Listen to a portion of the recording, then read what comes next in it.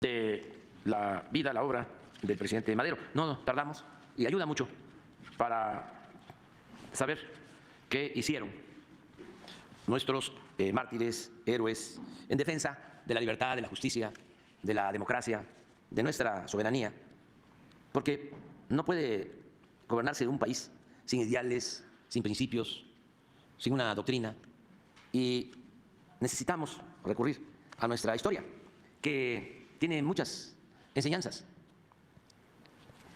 Ya hemos hablado de cómo se llegó a sostener en la época neoliberal o neoporfirista que había que hacer a un lado la historia. Se habló del fin de la historia. Y la verdad, se modificaron hasta los contenidos de los programas de enseñanza y se le restó fuerza a la ética, al civismo, a la historia.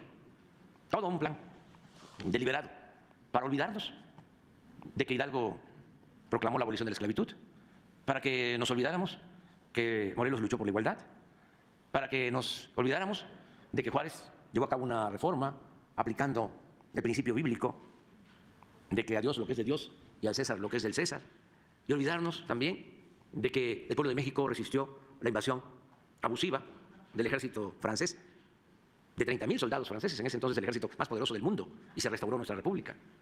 Pues quisieran también que nos olvidáramos de que los mexicanos, dirigidos por Madero, inspirados en los ideales de los Flores Magón, con el valor de Villa y de Zapata, con la congruencia de Lázaro Cárdenas, impulsaron la Revolución Mexicana, la primera revolución social del siglo XX, y gracias también a eso se aprobó la Constitución de 1917, la más avanzada en el mundo en cuanto a justicia social.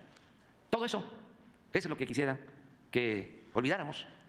Decían, eso de la soberanía es un concepto anacrónico en un mundo globalizado. Pensemos en la aldea global. Por eso todavía nos juzgan de provincianos, aldeanos. Pero necesitamos de conocer el pasado para aprender de sus enseñanzas y también conocer las estrategias que aplicaron quienes transformaron a nuestro país y las estrategias de los opositores a los cambios. ¿Qué hacían los conservadores? Ya hablábamos ayer de cómo fueron a buscar a Santana y luego cómo fueron a buscar a Maximiliano y luego cómo respaldaron a Porfirio Díaz y luego cómo se opusieron a la expropiación petrolera y cómo han actuado en los últimos tiempos, entregando, vendiendo, rematando los bienes de la nación, del pueblo de México, a particulares. Cómo han actuado como traidores a la patria. Madero fue un dirigente excepcional. Se entrevistó antes de la elección de 1910 con Porfirio Díaz. Y llega a la conclusión que no le quedaba más que encabezar el movimiento para derrocar la dictadura porfirista. En una carta que escribe a su mamá, en San Antonio, Texas, del 18 de abril de 1910, le cuenta, lo cito: con el general Díaz tuve una entrevista el sábado en la noche.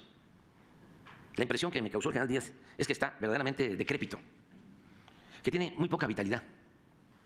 De la cuestión política comprendí que no se puede hacer nada con él, que está empeñado en seguir adelante con su programa. Yo le dije que por mi parte nosotros seguiríamos igualmente el nuestro.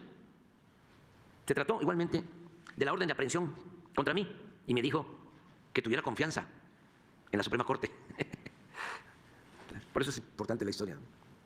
Porque aunque decía Marx que la historia no se repetía, solo en su versión caricaturesca, creo que este gran filósofo en eso se equivocó o le dio otro sentido, ¿no?, a su planteamiento.